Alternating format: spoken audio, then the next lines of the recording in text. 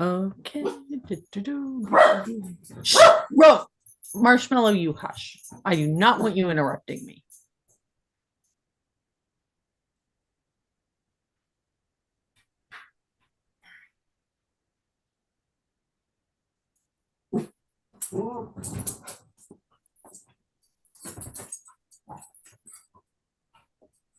Okay.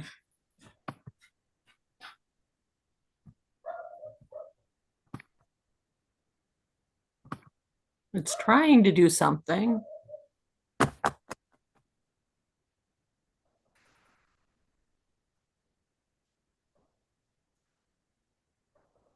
Okay, are we live or not? Can we tell? I think we are. Okay. Well, I think we are live.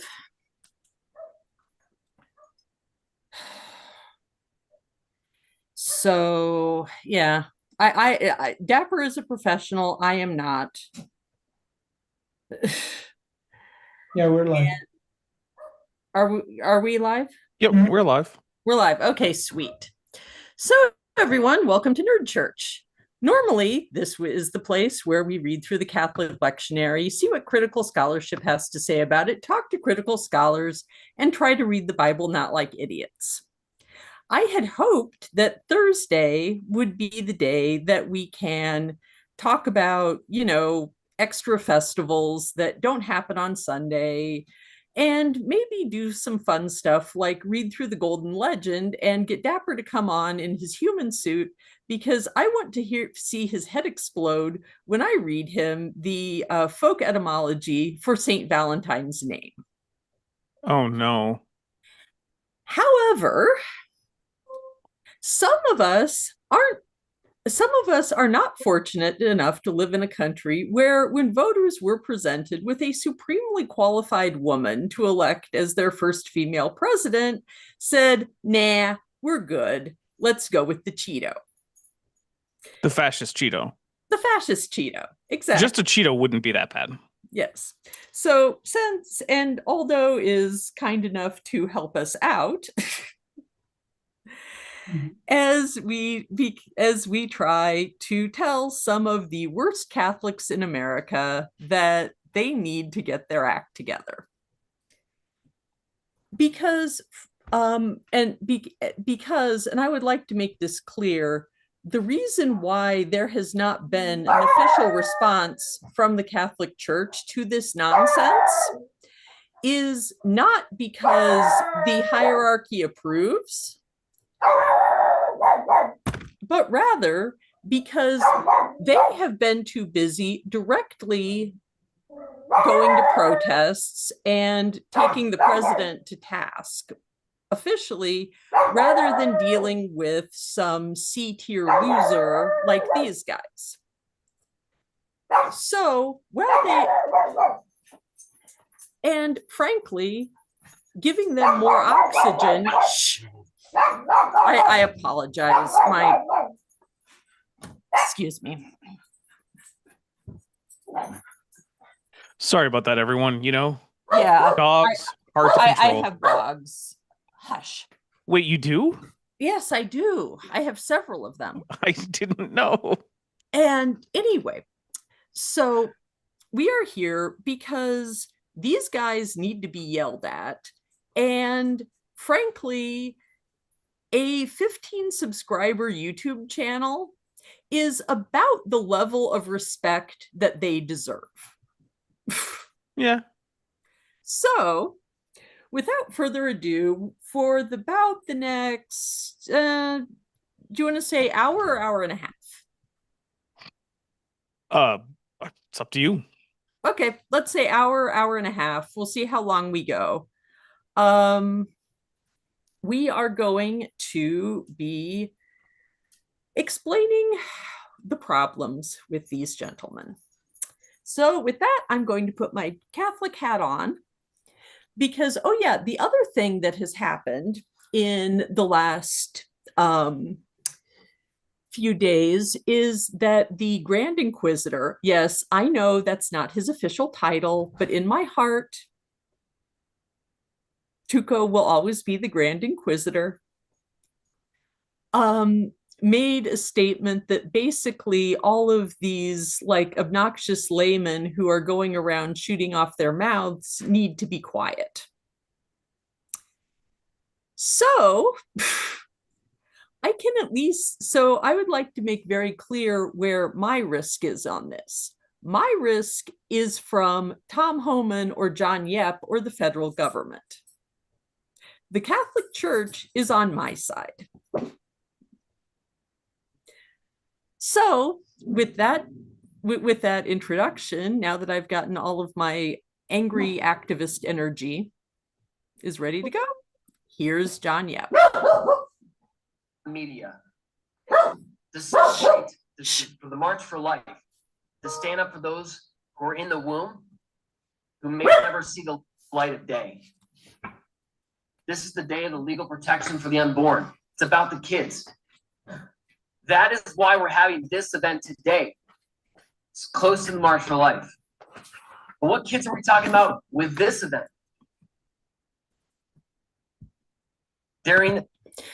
Okay, this part is actually super important because one of the critiques, of course, of especially the American Catholic Church with regard to abortion is that, like, and it's a totally legitimate critique, is that the exclusive focus on abortion means that it's like what happens after they're born. So what he's doing is trying to construct a defense of that by claiming, yeah, we are so taking care of, innocent children. We're taking care of them. Really, we are. Yeah, by separating them from their families and keeping them in cages. Yes, exactly. Including 10-year-old girls who are, going to school. Yeah. And maybe need diabetes medication that we're going to deny them. 4 years of President Biden's presidency, we witnessed, at least he admits Biden was president, open border invasion in the history of the world. I'll take shit that did not happen for 500. Came across undocumented, poured through an intentional invasion done by the Biden administration with the help and reliance on NGOs, many of them religious NGOs. Yes, there were people that died because of the drugs. Yes, lawlessness.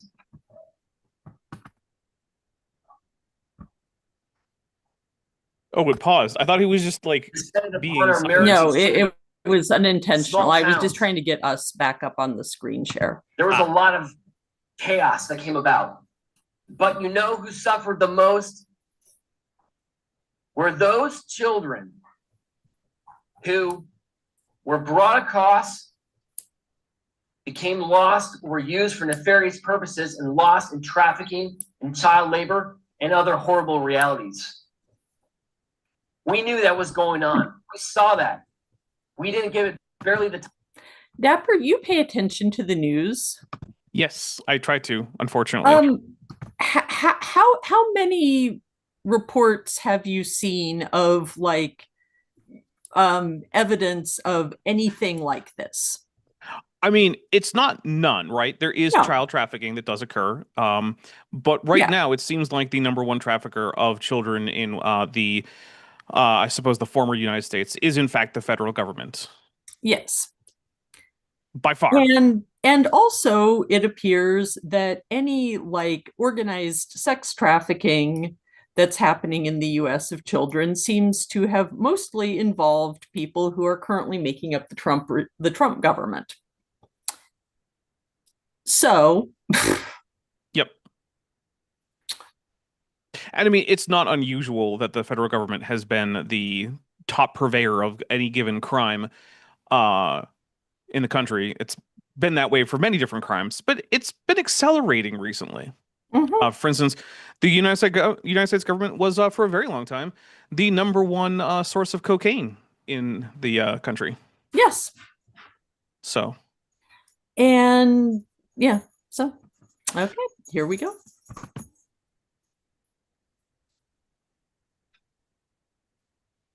Time of data that deserved. Those kids, many of them are still there, suffering today as we speak, maybe in this very city. We, the American people, worked our tails off. We got Donald Trump elected last year. As a Catholic, I'm proud to say that our group helped achieve the largest Catholic vote landslide in U.S. history with President Trump. Is that actually true? Trump got a larger share of the Catholic vote than any Republican in the most recent election. Trump got a larger share of the U.S. Catholic vote. Okay. Than any other president. However, including JFK. Sorry, than any other Republican president. Okay, because I was going to say we Catholic president. I feel like he got a higher share. Yeah. Okay. And so it was like basically probably the reason why Biden got elected is because people who were on the fence about voting for a Democrat were willing to vote for a Catholic. Right. And then when you take Biden off the ballot, people who were not necessarily comfortable with voting for a Democrat were really not going to vote for we're really not going to vote for a Protestant Democrat. Right. And also it's like he won the Catholic vote, but that also represented like him picking up the Hispanic vote in general. For a lot of really complicated reasons. The other thing though is that lead has evaporated. Right. Like right now, his approval rating among Catholics is like roughly 50-50. And his initial share was like 54% of the Catholic vote, which is still a lot. Right. But it's not like 90. Yeah, but it's not like 90. And it's also been slipping. Okay. So that I do not expect it to continue. I don't expect it to raise, and it doesn't look like it's going to stay steady. Unlike, say, white evangelical Protestants who are like showing support in like the high 80s and not budging. Right.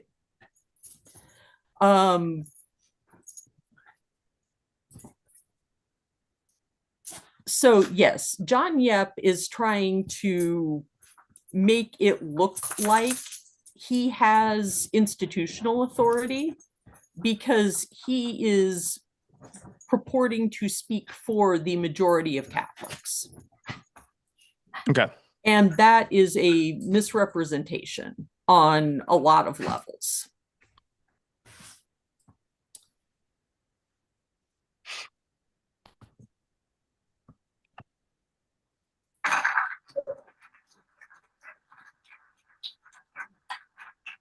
We set President Trump with a mandate to restore order to our country. President Trump chose a man who has been loyal to him for many years and already been through a lot. He named Tom Homan as border czar. Tom Homan, from day one, took it upon himself with everything that he has to do to put as a priority finding those kids who were lost when they came across, who were calling for help. The abortion's a silent scream in the womb. These kids is the audible scream. They're screaming in their own way for help. Tom went to town and he set about to rescue them. And this event today is to honor the. Although, can I just ask you a quick question? Sure. I've always wanted to get like an input from someone outside of the US. Mhm. Does it seem as weird to you as it does to me that the US government uses czar as like a random government title that basically means the guy that we're putting in charge of things with no real official role? You just read my mind. That's exactly what I was thinking about right now. So it has all, at least for me, it has only negative connotations. So it's really odd for me to, to listen to this video where they call him the Tsar, and on the other hand, he's like a savior in a way, right? Yeah, It's exactly. contradictory. Yeah, exactly. And it's especially weird because they started using it in the 1980s during the Cold War. Mhm. And it's like, why? And please, if you think of something like that, say it. Just tell me to pause. Sure. I'm not the only one who can notice weirdness and stupidity. Okay.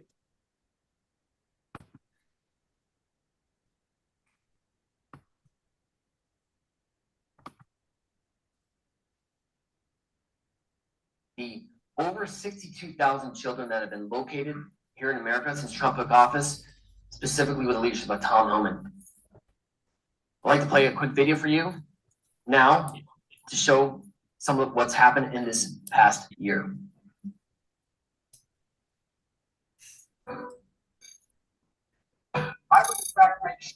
Okay, I'm I would just in going. fact make I'm just sure going to we have- skip the propaganda video That seems fair. because it's really badly made and it's just, yeah. Okay. Tom Homan was supposed to be here today. Oh, I'm going to run it back a little Oh, bit wait. so that we can Tom fully. isn't even there. Yes, I just want to run it back a little bit so that we can fully appreciate the deliciousness of the fact that this entire the alleged purpose of this entire thing was to honor Tom Homan. And he didn't even show up. I mean, if some random group that I'd never heard of was like, "Oh, we're going to give Dapper Dinosaur an award," there's a fair chance I'd be like, "Thanks. I'll be there in spirit. Bye." Yes, this is true. I mean, on the other hand, like it also shows how you would expect that, that this is somebody who's been visible enough, Right. That he might rate a visit from, the border czar. No. He's a C-lister, but he might, I mean, in the same way that we rate an appearance by Dapper Dinosaur, he John Yep might have rated an appearance by Tom Homan, but no, he did not even show up. So let's listen to that whole thing because it's beautiful.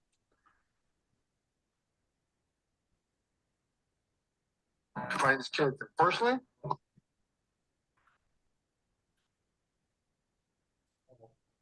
I'll do everything I can until I take my last breath on this earth to find these kids.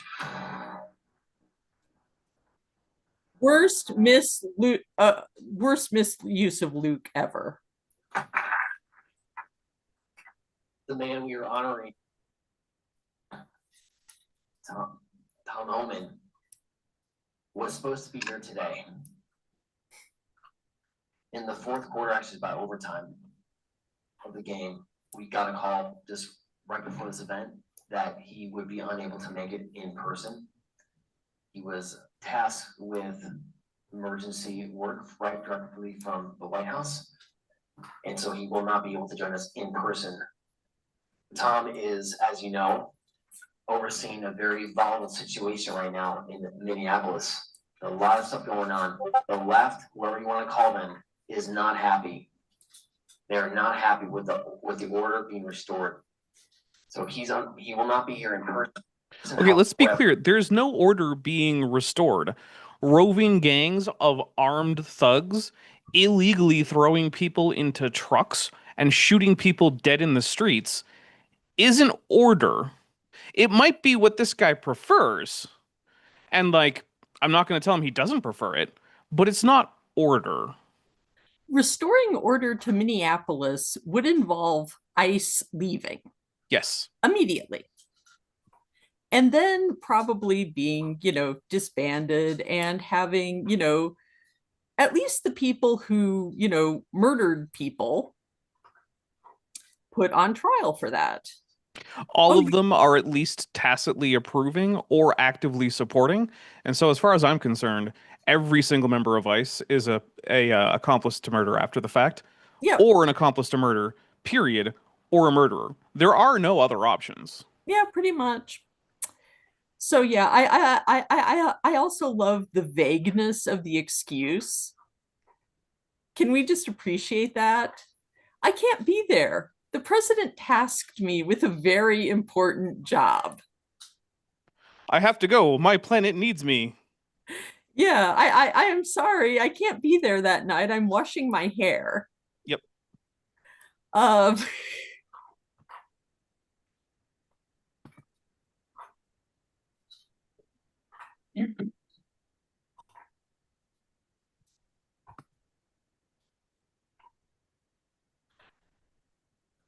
And I'm going to welcome a representative later who will come up with a message from Tom, and then we're going to get Tom on the phone here to give some words for all of us here. But to properly introduce Tom Homan, I've gotten to know Tom just only recently.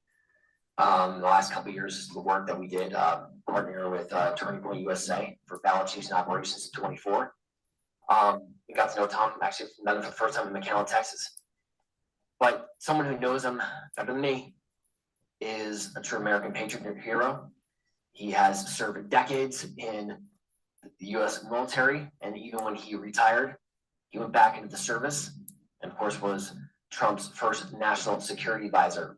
When he left that role, it's like you just keep going higher, in my opinion, because General Flynn was an inspiration for so many of us these past 4 years while we endured the Biden administration.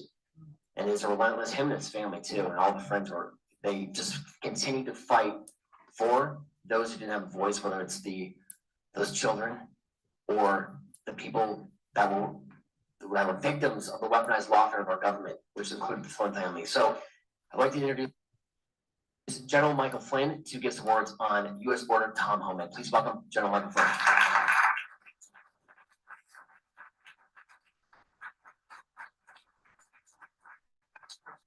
Michael Flynn probably showed up because he has very few other venues that people will want to talk to him.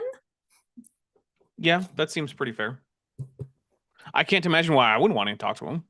Yeah, he literally lasted 2 weeks as national security advisor before he was forced to resign in disgrace. Yeah. Well, that's one of the things about, especially the first Trump administration. I would actually argue the only Trump administration, but the first time Trump was in power, is that he churned through staff members like crazy. I don't know that I'm not sure that anyone who was on his staff when he took office was still on that staff when he left office. No, they weren't. And most of the positions had been refilled 4 or 5 times. Yeah. And now it's, I think, pretty obvious to all of us that the first 4 years were basically about building up his base and identifying who was going to be loyal and who was not going to be loyal, so that he could try what he's doing now. So anyway, and Michael Flynn was a small part of that before he, was forced to resign. Was was it possible spying for Russia? I honestly don't remember. Yeah, I don't remember either. It was There were so many firings of so many people. yeah, And okay. it was also like, like 9 years ago. And I'm just like, I don't, Yeah, whatever. exactly. And you're a dinosaur. Yeah, I don't care about human politics. Bring back the Cretaceous period. Alligators from Montana.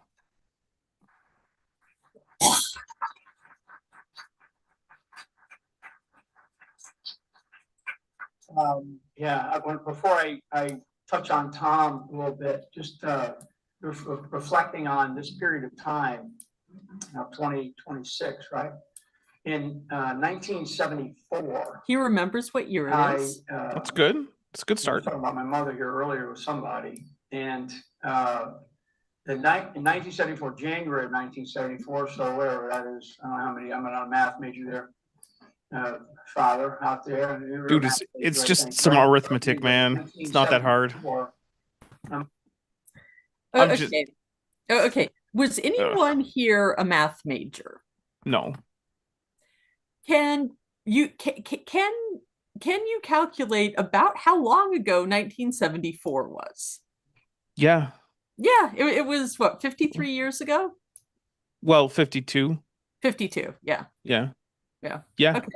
I was I mean, I guess it depends exactly what part of 74 we're going for. If we're rounding off to the nearest, like December 54, or sorry, 74 was closer to, yeah. whatever. Yeah. Anyway. But yeah, it's not hard. It's not hard math. It's it's not hard math. I mean, I wasn't even like doing the math, subtracting on the years. I was just going by my age and working backwards because I was born in the late 70s. Well, at least Flynn was never in charge, as far as I know, of like figuring out like artillery firing solutions. So yeah, that's true. Yeah. I was gonna say, didn't soldiers used to have to be able to didn't West Point like teach a lot of math back in the day? So yeah, West Point has taught a fair bit of math, but also like most firing solutions were done with like a book with a bunch of tables, and you find the part of your table that best fits your current situation, and then you're going to be good enough. Because generally, the kinds of weapons that you're using firing solutions with, like, calculus and taking into account Coriolis and whatnot, they're the kind of weapons where like you don't need to the meter accuracy, you need to like the 10 meters accuracy, and that's fine. Yeah, that's true. But still, I'm pretty sure you don't need to be a math major to subtract 20. You do not know. You need to have gotten past like your 6th or 7th year of school. No, you need okay, I can as an elementary school teacher, I can okay, you know better. I'm actually qualified to this is actually something that I am completely qualified to speak on with authority. Addition to the thousands place starts being taught at the end of 2nd grade. Oh, okay. And they should be able to do arithmetic up to like 4 places before the decimal point. By the end of 3rd grade. They should be able to like add and subtract like within 1,000. So the answer to the question, is Flynn smarter than a 5th grader, is an unequivocal no. He's not even he if he was a 4th grader, his teacher would be getting him evaluated to make sure that he can do math. And the answer would probably still be no. Yes. Okay. Good to know. So perhaps he just got, he was trying to figure out why Tom Homan wasn't showing up, and his mathematics skills just went out the window. Yeah, possibly. Maybe. Let's give him that. Yeah, or possibly he's one of those people who just doesn't want to think about exactly how long ago 1974 was. I mean, I can see how that might be. I mean, I don't like to think about how long ago the Jurassic period was. Exactly.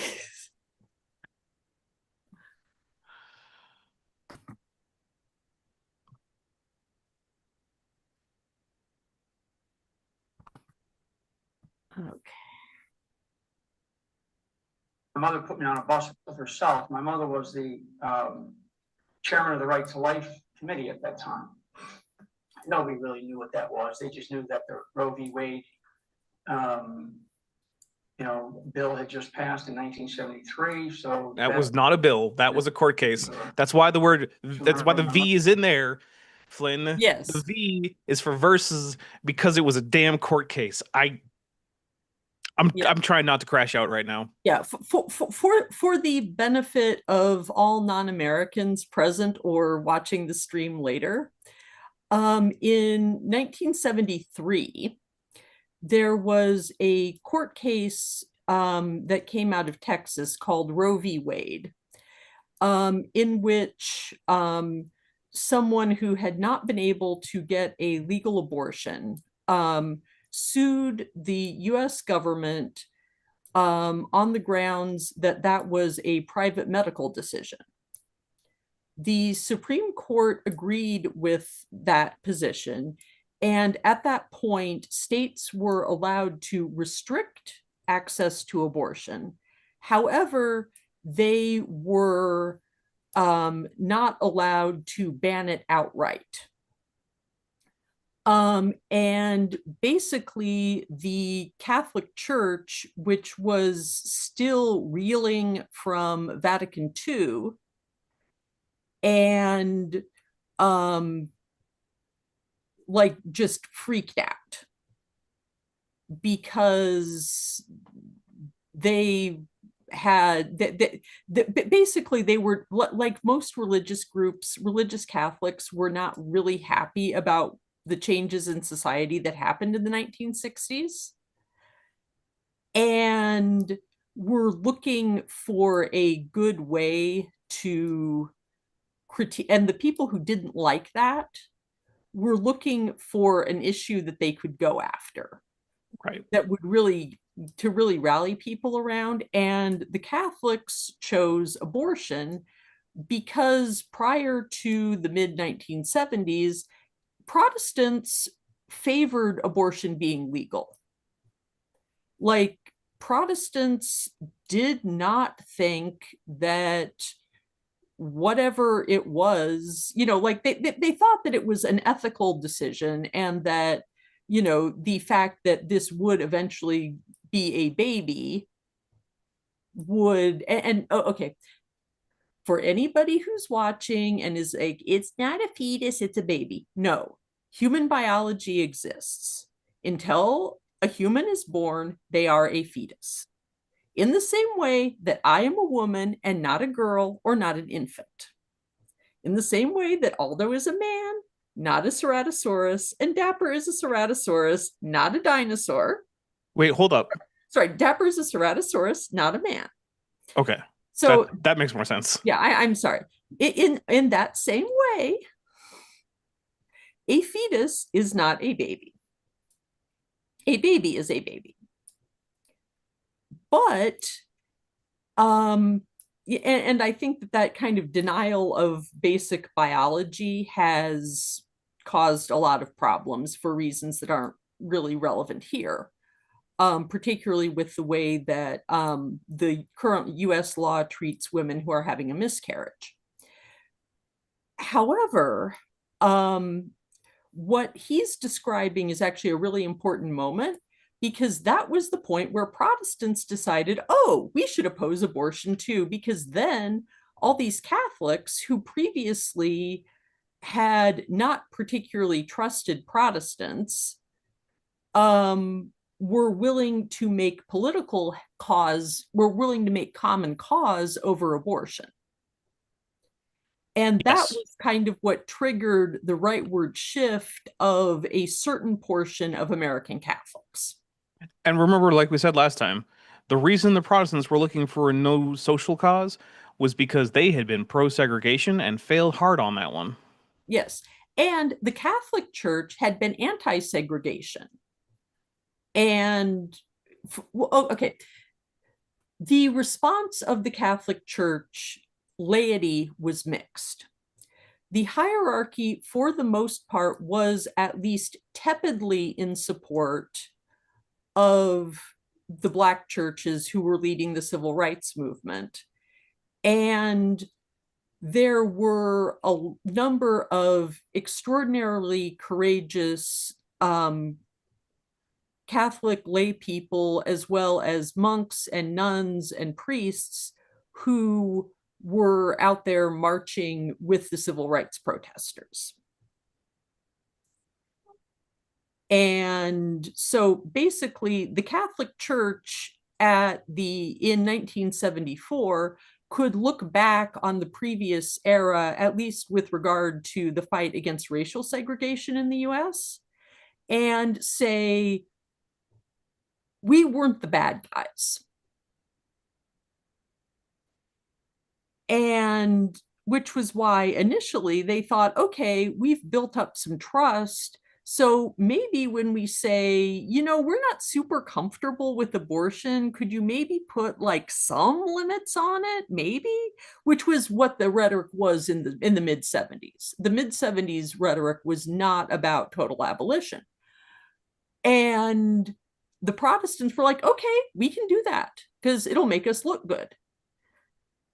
And yeah, it was a whole thing.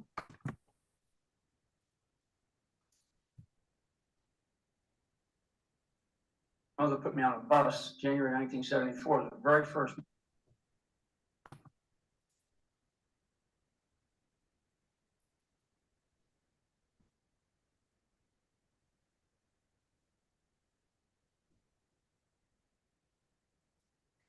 Well, this is buffering. I just want to point out, Tom Homan is clearly a cradle Catholic. He's even a plaid Catholic. He went to Catholic school. New England at that time, it was Rhode Island, it was freezing cold. And we got on a bus early in the morning, we got down here, marched all day.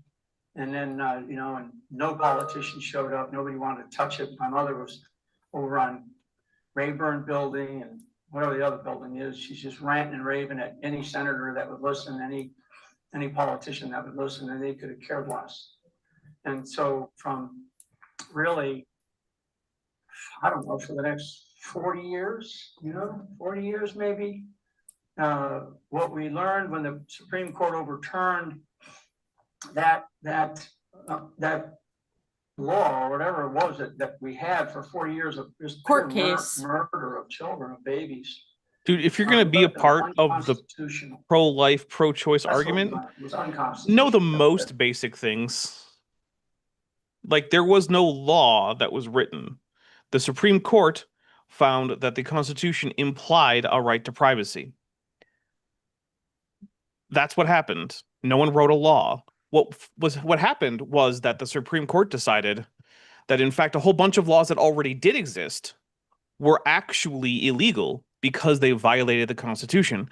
And then more recently, a Supreme Court constituting a different group of people decided that, nah, it actually doesn't, in fact.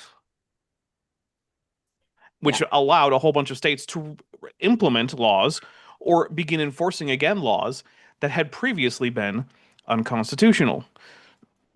No one wrote a law to make it so. It was a bunch of old guys, mostly, sitting in some rooms, deciding to not care about precedent and making that choice for the second time. And the first time, there was no precedent, so whatever. Yeah. And again, if you are purporting to really, really care about an issue and are trying to persuade people to agree with your cause, then it would perhaps be more persuasive if you actually knew like any of the details about the thing that you are saying you care about. It's almost like he, you know, doesn't think that this is a real issue that is faced by real people in real communities, and it's just some kind of abstract political talking point that he doesn't need to think about, except how it gives him access to money and power. Right. I also guess that is, you know, symptomatic of this being just a staged award delivering that award, giving that award to Tom Homan. Yeah, exactly. That it lacks all that, all you have just talked about, all this background, and it was more the act than than everything that was behind. So that is the reason it is so shallow in that sense. Yeah. Oh yeah, exactly. This is all performative. This is all people trying to puff themselves up and make themselves look like we're speaking for we are speaking for American Catholics. Correct.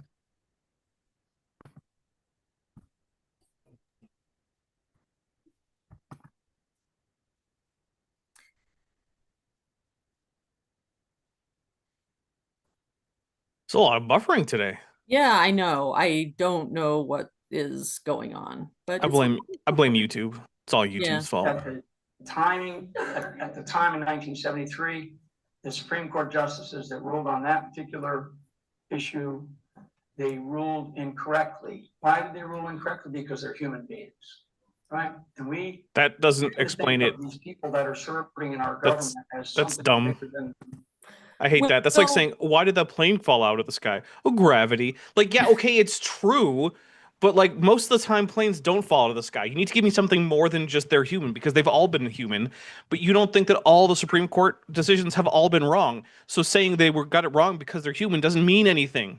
I hate it when people do this. Well, I'll shut up. And also, like, fundamentally, anything that a human does is something they do because they're a human. Right. Whether it's Like- right or wrong. And But like, I can't do something because I'm a cat. whereas I can't do So- anything because I'm human. I'm a dinosaur. Exactly. You can't do anything because you're human. But you know what I mean. Yeah. It's like just saying, oh yeah, but and also just sort of like, oh yeah, they made a mistake. We don't need it's the thought terminate it. I think what bugs me about that is that it's a thought terminating cliche. It doesn't exist to say anything. It exists to tell the listener, we don't have to think about their reasoning. Right. We don't have to think about the fact that, maybe making abortion illegal is less important than making abortion unnecessary. Yeah. Or even in looking into the constitutional arguments about whether or not there is an implied right to privacy and what else that might mean for you, generally speaking. Yes, because there's a lot of things going on right now, like, say, the Department of Homeland Security contracting to get access to the video footage from everybody's doorbell camera, which is a thing that they're doing that, might violate a right to privacy. Yep. Maybe. Of course, you don't have a right to privacy. Yeah, exactly. Well, yeah, I mean, I'm a woman, so, Well, I mean, apparently, according to the current Supreme Court, no one ever had a right to privacy in the United States. Yeah. And, I may or may not, get my right to vote taken away, which is fun. Or just be able to go to the poll, but then the actual casting of votes is not the thing that decides who ends up having power. Yeah. Oh, no, I think that's more likely. I'm talking about the fact that they're currently trying to get a law passed that would mean that if a woman changes her name at marriage, which is in the US, it's incredibly common, women will just entirely drop their birth name and take their husband's name as their new surname, which means that their birth certificate and any of their other identification don't match. And they're saying that in order to vote, you first have to present a birth certificate that matches your current ID, proving that you were born in the United States. Or you have to have the marriage certificate that shows you getting married to this man, right? Yeah. Which basically means that there's a whole lot of women who are, may not have all of their paperwork, who may not be able to vote if this law passes. I know of at least one guy who took his wife's name, and he would be in trouble too. Oh yeah, and there's the reverse. There's men who take their wives' names as well. You know, Far less common. yeah. Or I actually knew one couple where neither of them liked their last name and they just changed it. There you go. Yeah. So, you know, there you go. But the point is that, yeah, Okay, I have a question. yes, I'm noticing that this award is called the Protector of America Award, and I don't know if that ever hit me. Is this the first ever Protector of America Award? Is yes, it, are we in like a FIFA Peace Prize situation here? yes. Okay, This is a FIFA Peace Prize situation. This got is it. an award that was made up by this organization specifically so that they could have a little ceremony and parade as many people that someone might have heard of in order to so that John Yep can continue his campaign to be Charlie Kirk's rightful successor, Got it. in which he is failing and failing miserably. John, And, yep, I want to yeah, talk to you real quick directly if you ever see this. Okay, John. When you're titling the video Protector of America Award, don't put Protector of America in quotations, because what that makes it seem like is you don't think that he's protecting America, and you think that is in fact a inappropriate designation for Tom Homan.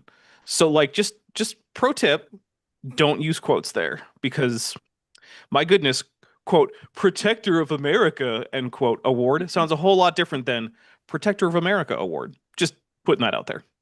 yeah, this is true.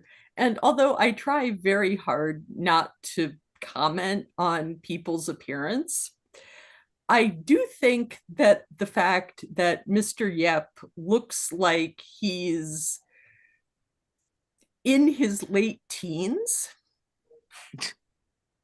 is perhaps not helping him gain credibility Yeah. in a media ecosystem that wants men to look as manly man as possible. In other words, grow a beard, John. Yeah, exactly. Yeah. Also, Flynn, I don't know why your shirt and your tie are the exact same color, but it's a weird choice and it's a bad choice. Yeah. Get a woman or someone to like dress you, because clearly you're incapable of doing it yourself and you need someone who has some sense of color theory, an artist, I don't know, someone who has to actually pick out dresses of various colors and see if they match or not, because she's going to get judged harshly if she gets it wrong. Yeah, I'm judging you just as harshly as you would judge a woman there, Michael Flynn. Yeah. On the other hand, he's probably one of those guys who thinks that being well dressed makes you look like a homosexual. Yeah, he could be one of those. On the other hand, we've, reached the point where there are certain people who think that basic hygiene makes you look like a homosexual. I mean, Andrew Tate is on record that having sex with a woman for any reason other than reproduction is gay. So we're at the point where men having sex with women is apparently gay now. So I'm lost. I mean, at this rate, I feel like everything is gay except being gay, which is the straightest thing you can do, apparently. Well, I think that it's more that they're declaring anyone who is not a completely submissive trad wife to be a non-woman. Oh, they're doing that too. Yeah. But they're also going into basically, if you have sex because it's fun, that's gay. Even if you're doing it with a woman and you're a man. Yeah. Which is separate from that. Those are two like very, very weird takes. And like, I at least understand the impulse to want a traditional, stay-at-home wife who's going to serve your every whim and desire and need. Because like, I mean, people have always wanted servants, right? That's one of the reasons why one of the most enduring marks of wealth is your ability to compel the service of others to you personally for long periods of time, like having servants or slaves or whatever. So I get it. I don't share that idea. Like, I don't think I would want a partner who is just like, my slave. But yeah, I don't get the whole like it's gay to have sex with women unless you're just trying to have a baby. I can't wrap my brain around that one. Yeah. And to be clear, there are lots of, stay-at-home there are lots of families that have a stay-at-home mom or a stay-at-home dad where it's a, you know, good, healthy, loving, supportive relationship. Yeah. Where, you know, it works really well. That's not the kind of relationship that these guys want. No.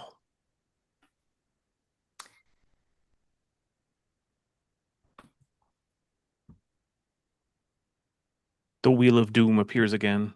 Again, the Wheel of Doom. And they are, and actually what they are is they're human beings, and they make grave mistakes. And there was a grave mistake made. And, you know, when we talk about this issue of what Tom Holman is involved in and many others, you know, we had, I think it's Todd Lyons, the ICE director, is another person who we invited to be here today, you know, because they are all these top cops. And who didn't show. They want to recognize their friends, their buddies in arms. And okay, so I wish that I had the skill to set up a counter, because we are now officially at the second person who, it has been announced, was invited and could not show up. Mm-hmm. Yep. Good job, everybody. Yep. That they are just firing in all cylinders.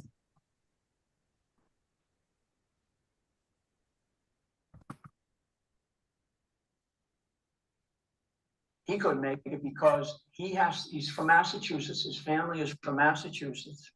And he had to rush home because his family is being threatened. And he's the director of ICE. So, I mean, imagine all the ICE nonsense that we're seeing around the streets of this country. Just like John. I mean, I I absolutely don't think it's appropriate to threaten people's families. But on the other hand, don't be a Nazi and you're way less likely to have your family feel threatened. I don't know. Also, I'm going to say that one is a big old citation needed, because they're making threats against my family is like, particularly when it's been coming from people in the Trump regime, has been kind of the, oh, you don't know my girlfriend, she goes to another school. Yeah. Because there have been a lot of threats, but not a whole lot of attacks. Yeah, actually surprisingly few attacks, if I'm being honest, compared to how many attacks there have been, including actual assassinations against elected Democrats. Yes. And a lot of the time when they say, oh, we're being threatened, what they really mean is that there are peaceful protesters standing on the sidewalk in front of their house, pointing out the fact that, you know, the director of ICE lives here. Yep. Which I am in support of.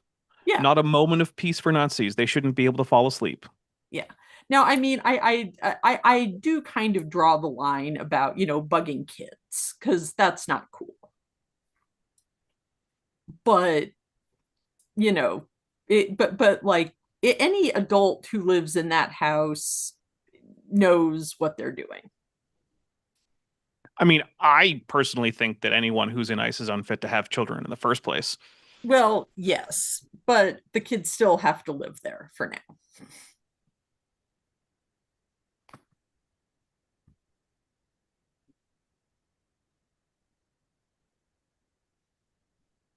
What we're facing.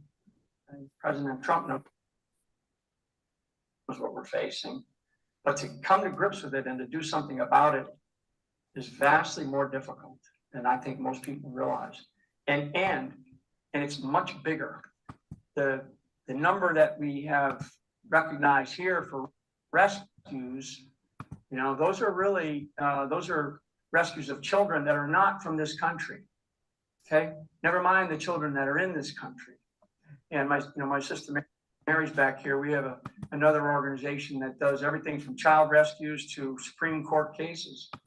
And one of the things that I've learned, it's like you start looking at it. You know, for this audience here, as I gauge the age group, you know, we used to have, you know, we have the drug czars, right? We've been going against drugs for so many years, and drugs just the drugs are winning. More and more drugs keep rolling into this country, cocaine or whatever. Fentanyl's the new craze, right? It's been that way for a few years now. you know, and I actually was in touch with my very good close friend of mine, Sarah Carter, yesterday, actually, and Sarah Carter's down at El Paso today on the border, because she's the border czar. For those that know Sarah from the media, Sarah is the border czar now, and she's. Oh, actually, can we her pause again? argument was she What? had spent a month. Yeah, sure. So there's another thing I want to point out, because earlier Well, we were I talking. just wanted to say briefly, Aldo had to leave us, Oh yes, sorry. but Dapper and I will keep going for as long as, you know, for another little while here. Yeah.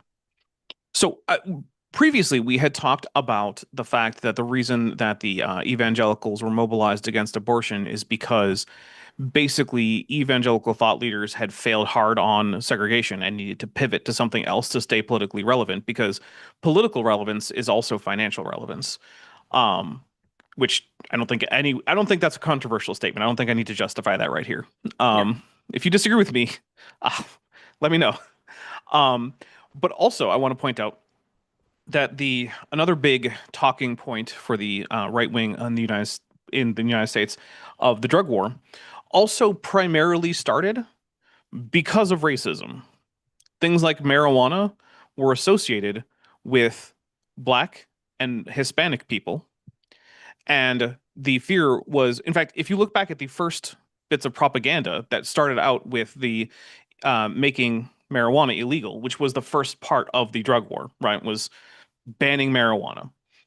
One of the biggest concerns was that your daughters might get high and have sex with a Black man. Yes. And part of the reason for that was because, you know, musicians have always had a tendency to do drugs. And there was, you know, a lot of drug use, primarily marijuana, that was going on in the blues and jazz scene in the US. And you know, prior to, well, I mean, even still today, most you know, the blues and jazz is an African American musical form. Mm-hmm. And it's really great music. And guess what? White people like to listen to it. So white teenagers were going to, you know, clubs and hearing these musicians, and they were really great. And, you know, next thing you know, you have people, you know, talking to Black people. Oh no. And realizing that, like, no, actually, you know, people are just kind of people, really. Yeah. And, you know, maybe we can, you know, actually sit together at the same lunch counter and drink from the same water fountain, and maybe the world won't explode. So instead of letting that happen, they decided to, you know, create a drug war and convince everybody that, you know, that, you know, all of these guys were, you know, dangerous, evil super predators. Yep. And it's also, that's not something that was just like the genesis of the drug war. That continues on. In fact, drug war continually primarily harms minorities, ethnic minorities in the United States, and racial minorities. And also things like the fact that pretty much nationwide penalties for drug offenses involving crack cocaine are significantly harsher than penalties involving powder cocaine. Who do you think that affects? The rich white people who are the primary consumers of powder cocaine, or the relatively poor Black folks who are the primary consumers of crack cocaine? Yes, exactly. That is cheaper. Yeah. It's not a coincidence. Yeah. And also, let's talk about the fact that the reason for the growth in fentanyl use was because of the opioid crisis, which is largely produced by the fact that poor people in rural areas didn't have great access to health care and would get injuries that would require, you know, PT or, you know, actually going to the doctor on a regular basis. And they couldn't actually get treated for that properly, so things didn't heal right. So they ended up with a lot of chronic pain. And the doctor would just keep writing them prescriptions. And people got hooked. Yep. It's almost like people like this guy are the cause of all the problems they complain about. Yes, and it's almost like they don't really want to solve the problem. They want to be seen as being opposed to the problem. Yeah. I will say it is the case that Republicans are now much less likely to favor the continued penalization of marijuana use. And so I do think that's progress. And I want to give them at least a little bit of credit for that because you know what? I'm a little surprised that it's happening, but even red states are starting to say like, oh yeah, medical or even recreational marijuana is fine. In fact, I live in Arizona, which just not that long ago legalized recreational marijuana, which good. I don't think that the current system is super effective, but it's certainly much better than sending people to prison. So yeah. And actually, I as a fellow Arizona resident, yes, we this isn't currently an all Arizona show. Hooray! Yay! Arizona conquers the world. Go hug a cactus. Don't do that. That's a really bad idea.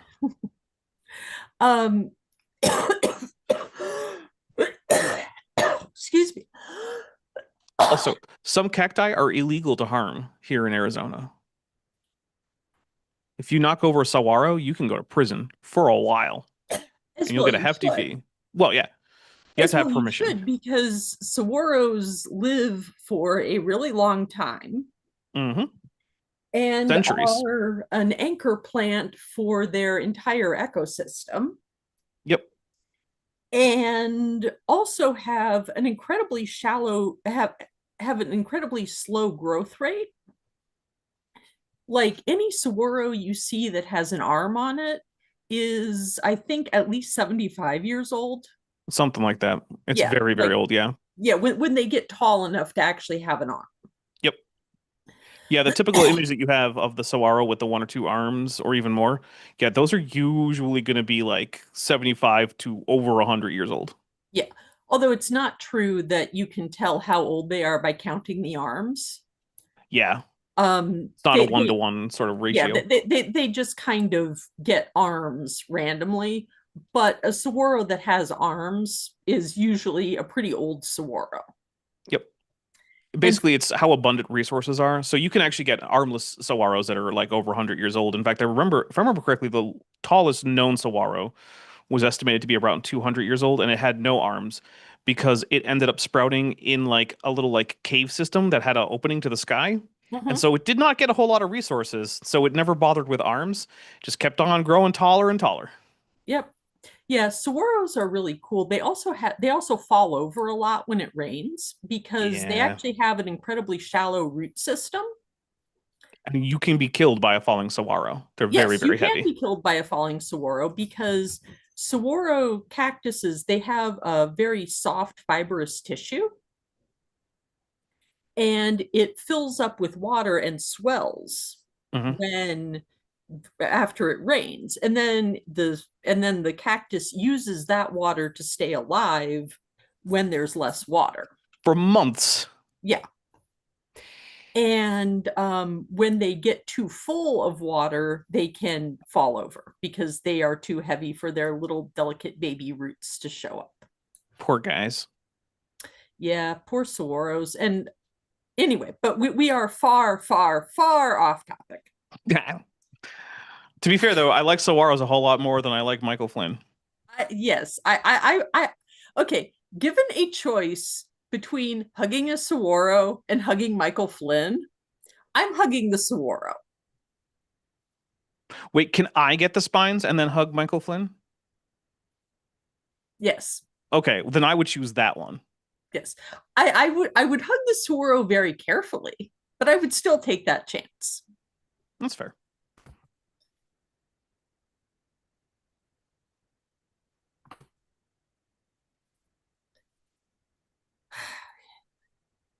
YouTube, come on, get better. Cartel. This is back in the beginning of this century, essentially, almost 20-something years ago. And I saw this young lady, and she came and met me. It's okay. Okay. It's 2026. Mm-hmm. I can forgive someone for not like remembering off the top of your head, okay, 1974 was blah blah years ago, because you do have to like think a little bit and maybe do some Yeah. mental math. However, not remembering that the turn of the century was 26 years ago, Yeah. in 2026, It's a little rough. that's a little rough. It's almost like he didn't, prepare for his speech very well. Well, I don't think he cares too much about this. Yeah. On the other hand, like, yeah, he may be standing there like, how is this my life? I used to be a general. I was loved. I was respected. And Was he now, though? I don't know, but I mean, I generally have the impression that most fascists have a terrible home life and that no one in their personal lives likes or respects them. And I say okay, that because I've heard lots of them complain about that very fact. yeah, but Tom Homan's kids seem to like him. Well, that's unfortunate. Yeah, so I'm not Tom Homan, Michael Flynn's kids are like Still following unfortunate. in his footsteps.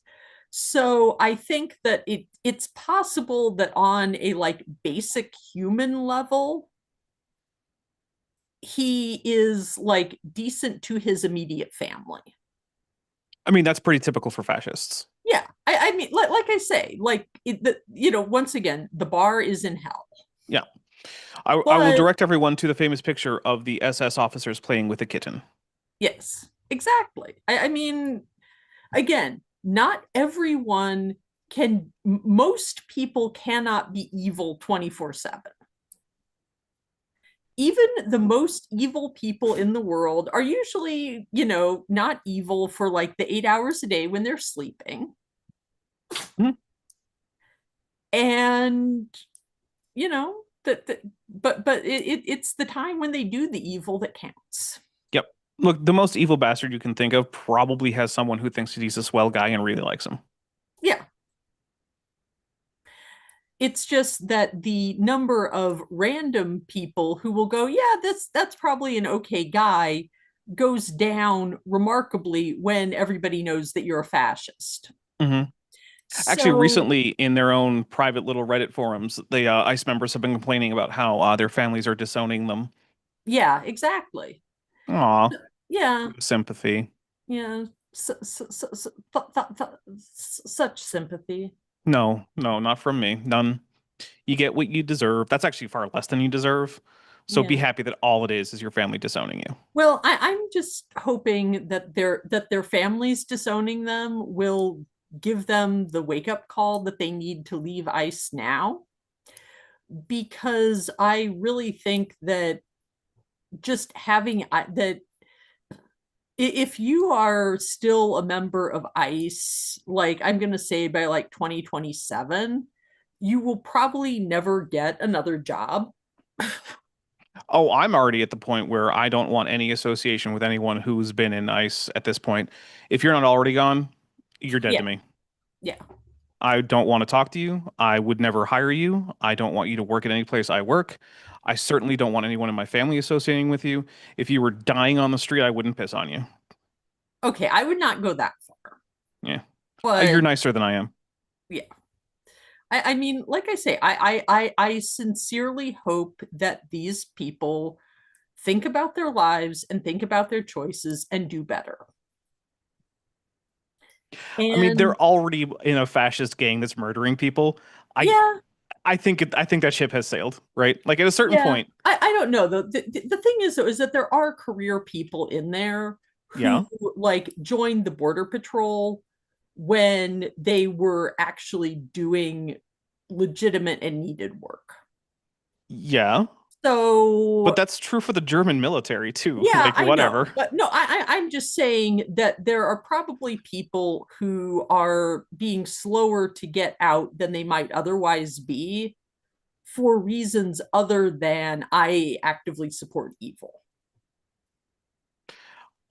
I it has been said that all that evil needs is for good men to do nothing. Yes, exactly. Yeah. And so I'm sorry, but like, there's no longer any illusion. If you're working for one of these agencies, you're working for the fascist paramilitary wing of a dictator. Yep. There is no excuse for that. It is not, there's no longer any kind of like, oh, well, I didn't know, or like, well, I mean, I have to get another job. Yeah, that's tough. I get it, right? And I'd be happy to support someone who, you know, like say before the murders, or maybe in the immediate aftermath of the murders, was like, oh, I need to get out of here. That ship has sailed. It's been weeks and months. No. Yep. Okay, well, let's see what else he has to say.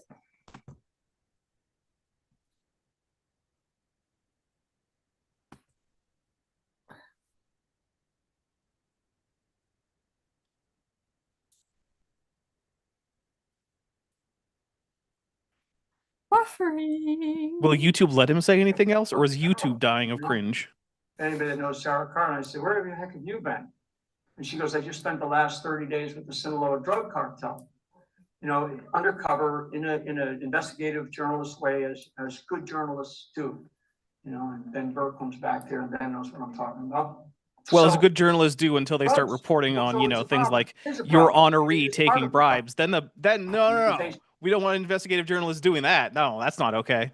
Yeah. Yeah. Mm. Also, since he brought up drug dealers, it's worth noting that several family members of noted drug cartel members have handed Trump a $1 million bribe and gotten a Trump gold card. Weird. Yeah. It's almost like they don't care. Yeah. Well, I think that what it really is that these guys have decided that basically money is equivalent to points, right? And the more money you have, the more points you have, right? So whoever has the most points is doing the most winning at life. So therefore, if you have $1 million, you're a winner, and that makes you a good person because you have a high score. Everybody, I'm losing. Go support my Patreon.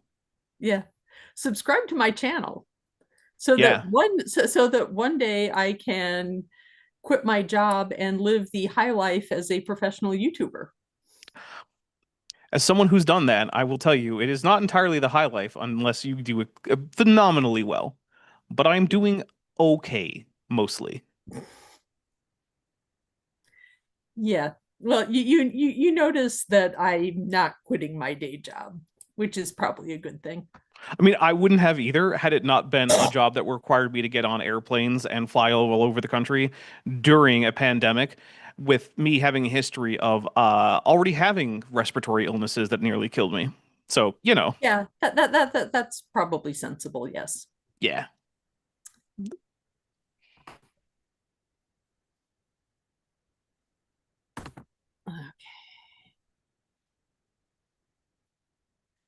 In this country. But you know, when you take a drug, you can only use it once. The tragedy for children is that you can use children over and over and over and over. What?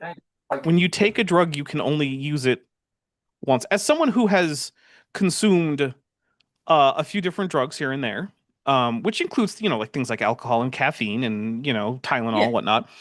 I'm pretty sure that there are not any drugs that I have ever used that I did not take more than once and had a decent effect from more than one dose of the drug separated through time. I think what he's trying to say very badly is that the individual unit of drug can only be consumed on a singular occasion. Oh, okay. I guess that's... Yeah. Whereas if you're abusing children, you can have your cake and eat it too, so to speak. Right, because you can abuse the same child a second time. Yes. Okay. Yes, all right. I think that's what he means. And that's fair. That makes sense. Yeah. On that cheerful note, I would like to note that this has a sponsor. Is that the Gold Institute? I've never heard of that. The gold exchange. Oh, it's one of those buy and sell gold. Yeah, I buy got and it. sell gold coin things. Yeah, they really leaned gold. Well, precious metals as a whole, like really leaned in hard into the right wing grift, and like, Well, precious weird. metals have precious metals have always been like a weird part of American populism. I mean, going back, like Andrew Jackson was against the National Bank, which is actually why he's on the 20, by the way. Hmm. Yeah, the story on that is when they were redesigning the 20, because at that time, like $20 bills were not in like wide circulation. It was more like about $100 bill would be now, where it's like you see one, but like it's not something you necessarily have in your wallet every day. Right. And somebody at the Treasury, knowing that Andrew Jackson had hated the National Bank, thought that it would be funny to put him on the 20. I mean, it kind of is. Yeah, but the point was is that it was not intended to memorialize him. It was like wherever he is, he will be looking up. I like how you got rid of all the ambiguity real fast. That was good. I like it. Yeah, well, I don't have a lot of love for Andrew Jackson. I mean, what? Just because he did a little genocide here and there? Yeah. Yeah, I actually know of someone who a cousin of theirs took a water bottle filled with certain human bodily products that might be yellow in color. Synovial fluid, got it. Yes, to the place where Andrew Jackson was buried, and surreptitiously emptied that bottle onto his grave. I can't say I disapprove. This person was Choctaw. They had the right. That's fair. I'm sorry, if you have an ancestor on the Trail of Tears. I mean, personally, I think everyone has the right because of solidarity. Yes. But like I'm saying, like, if you are personally affected, yeah, like it's. How about this? Everyone has the right. People who actually have ancestors from the Trail of Tears should be subsidized to perform this rite. Yes, I can go along with that. But right. Anyway, yeah, we're just getting real spicy here. It's all right. I'm not on my channel. I know. Oh God. I'm just afraid of the day I get a text message from my priest. She's like, "Yeah, you should probably go to confession." I thought you were supposed to be doing that anyway. Well, okay. Are you taking the sacrament without going to confession, Katie? Okay. Let me explain. Okay. Okay. Keeping in mind that I have no authority to tell you what to do on this matter. Oh, okay. Yes, I know, but okay. I will explain why. Okay. Catholics are required to go to confession at least once a year. Most people will do that at Christmas or like just before Christmas or just before Easter. Also, it's not unusual if you're having like a big life event, like you're getting married or you're having your confirmation or whatever. You'll go to confession before that, right? So that you're going into the sacrament all shiny and new. However, any venial sin that you might commit, so like, thinking that it might be nice if Michael Flynn stepped on a tack, right, is a venial sin, right? But like, that's something that you can just kind of work off naturally, just going to Mass. And at the beginning of Mass, you sort of do like a general group confession. That general group confession washes away all of your venial sins. So unless you commit a mortal sin, which is basically violating one of the 10 commandments with like full knowledge and consent, you have no reason to be doing this except that you're doing it for funsies and you know that it's wrong and will make baby Jesus cry, and you still do it anyway, then you have to go to confession if to receive the sacrament. So, you know. Man, Catholics have made it so easy to be Catholic. Yeah, and also, but I mean, some people, but I mean, people will also go to confession just to kind of talk to the priest and, you know, kind of get some feedback. Okay, I'm really struggling with this kind of thing. And, you know, depending what it is, you generally get pretty good advice. And a lot of times it's just like, you know, you're really not doing too bad. Just kind of keep going. Yeah. You know, a lot of priests will say that, you know that if you have a good parish, like hearing confessions feels like being stoned to death with marshmallows. Yeah. Confess something juicy, everybody. Come on. Yeah. Well, it's like, you know, yeah, well, I think it's kind of like you get people who like you get people that like are really, really upset about super minor stuff, and you're just like, calm down. Is what I would imagine that it's like. Yeah. Although I did one time make the priest laugh. That's probably fine. Yeah, I told him that I wouldn't have spit on a Tesla. I got mad and spit on a Cybertruck. I haven't done that. Yeah. But I should not have done it. I will not do it again, but I was. I think my biggest reason for not having done that is I haven't encountered any in a place where I didn't think that there were a whole bunch of cameras. Yeah.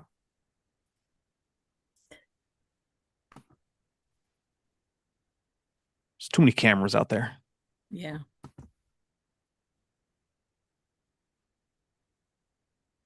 $300,000 that we know about that came in during the Biden administration. I mean, this is just pure evil. You know, the Mayorkas, you know, the Director of Homeland Security, he should go to jail. What specific law did he violate? Because I hear a lot of times, I hear Republicans say such and such should go to jail, right? And then if they're ever questioned, first of all, they never seem to say what law they should go to jail for having violated. And if they're ever questioned about it, they usually can't come up with one. Whereas when I say things like, oh, I think there should be a whole bunch of ICE officers currently in prison, I can tell you laws that they violated, right? Like murder statutes, or accessory to murder statutes, or false imprisonment, right? Like I can specifically say this person should, or even this group of people should be in prison for reason. Yes. The reverse is very rarely true. Now, yeah, to be fair, I can think of reasons why, say, Barack Obama should be in prison. Lots of war crimes, lots of them. So I'm not going to say that there's no Democrats that should be in prison that aren't. But again, I can pick actual instances, like say, I don't know, that time that Obama extrajudicially murdered a teenage American. That was a thing that happened. Or, you know, the cruel and unusual punishment and torture of a whistleblower from the United States military in the form of Chelsea Manning. I think authorizing those things definitely violates various, you know, not laws about treatment of prisoners, because we have those. Yes, we do. But and I have noticed that the reason why they say, well, he should be in jail and don't specify is usually because the crime that they're imagining that the person is committing is something like being elected to public office while being Muslim. Yeah, or just on the other team. Yeah. Probably, or, yeah. You know, or possibly since Michael Flynn is an avowed Christian nationalist. In the, you know, sense that he wants to create a theocracy. that would that makes me think that really he just, thinks that Mamdani should be in jail because he's a Muslim. Yeah. Well, yeah, that's basically the reason I bring this up is because one of the ways that you can tell that this is just fascism is that there aren't any particular laws that they think are being violated that should be grounds for putting people in prison. People should be in prison because, according to these people, they're not part of the great Volk of America who are going to go on to some great future that's mostly undefined as part of their Volkish heritage. Yeah. And the reason why that is particularly stupid for someone like Michael Flynn to do is because, and this is part of, this is actually probably the central reason why I'm making this series. Okay, I'm going to just talk to my Catholic brothers and sisters for a little while here. Okay. Catholics in America are 20% of the population. The majority of white evangelical Christians, who are the hardest core of Donald Trump's support, do not think that Catholics are Christian. That means that after they've gotten rid of the Jews and the Muslims, the only question is going to be if the Mormons are going to have a problem before the Catholics do. But we're on the chopping block. We don't get to be part of the master race. The best that we can hope for is that Donald Trump will agree to set up some kind of national Catholic church along the veins of the official Catholic church in China that he controls. And he decides what sermons the priests preach. And he decides what they get to do. Now, if you're okay with the church being controlled by the government, think about that for a minute and imagine a politician you don't like being able to tell your priest what to tell you. We don't want to live in that world. Or rather, we don't want to live in that world unless we are fully prepared to embrace martyrdom. So unless you are, so right now is the time where you have to decide, are you going to give a pinch of incense, are you going to drop that pinch of incense in front of the altar of King Donald I or not? Because one of these days, you're going to be asked to do something very like that. Or you're just going to be persecuted for being Catholic. Pick. And pick now. Also, because Michael Flynn is an Irish American, and I can claim some of that heritage myself, we didn't used to be white. There's a very good book about that called How the Irish Became White by the author's last name is Ignatieff. Read it. Everyone should read it. Especially if you are a Cuban or Puerto Rican who's light-skinned, because y'all are currently being offered the same devil's bargain that my people were. Give up your heritage, quit acting like a weirdo Catholic in public, and you get to be white. It's not worth it. The privileges of whiteness are not worth having to act like a horrible person to people who have lighter skin, who have darker skin than you, so that you can maintain your privilege. Don't do it. And guess what? As the Trump administration is narrowing down who gets privilege and who gets to be defined, one of the other ways to do that is narrow the definition of who gets to count as white. And yeah, they're going to start with the Italians and the Poles, but eventually they're going to get to the Irish, because guess what? You know, if you want to reduce the number of people who have access to privilege, you we're a good place to start. We all have everybody knows an Irish name when they see it. Okay, that was probably a little too spicy, but I don't know. I don't think so. But then again, I'm usually the one who brings all the spice. So yeah.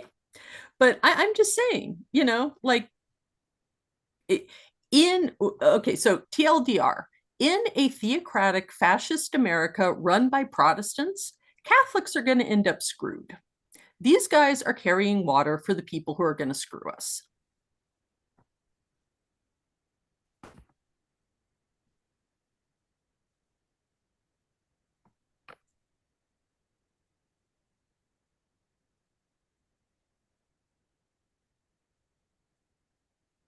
Never mind the millions of other people that came into this country, but so many hundreds of thousands of children that we know about.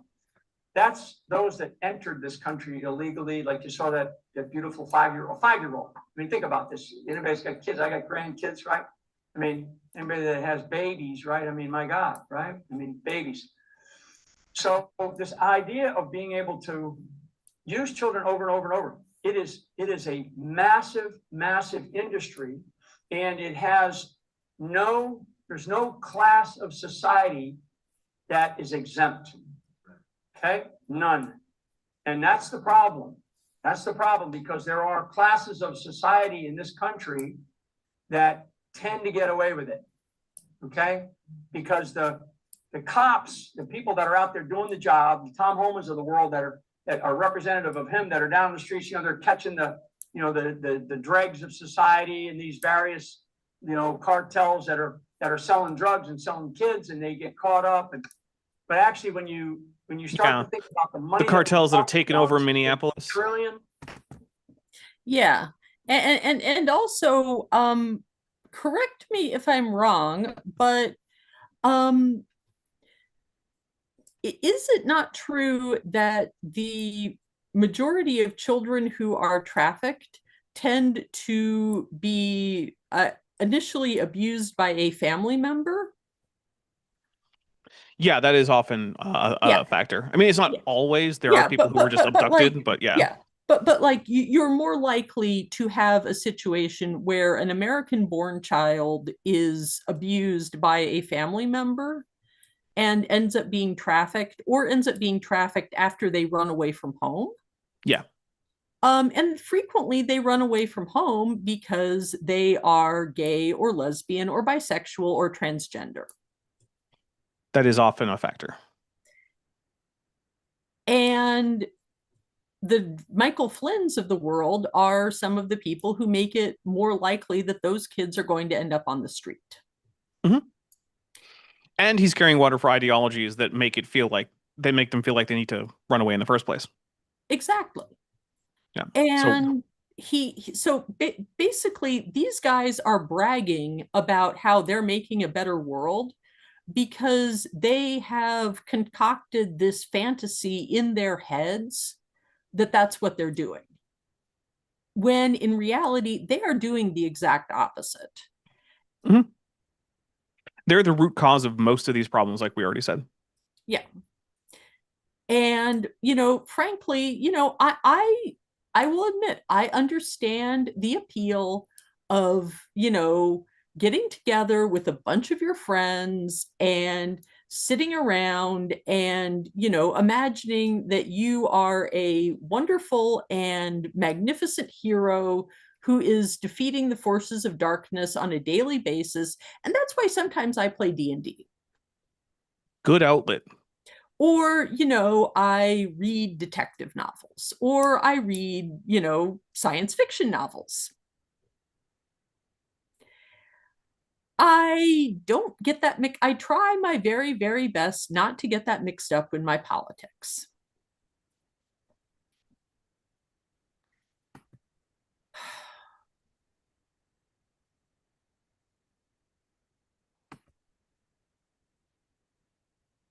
Dollar industry. Believe me, the people that are working these kids on the streets, they're not taking that kind of money in. Somebody sitting around a giant oak table in some big high rise in New York City or Los Angeles or Atlanta or Miami. Or on Epstein Island with your boss. They're the ones that are benefiting, and they're part of these cartels. Okay. I'm sorry. Yeah. We have to realize right now, if you're a Trump supporter, you are supporting pedophiles and child traffickers. Period. And protecting and supporting the people who protect them. Mhm. That's what's happening. You can Yeah. either realize you were conned by pedophiles, or you can currently support pedophiles. There isn't a middle road there if you're still supporting that regime. Yes. And This guy worked. Oh, sorry. Go ahead.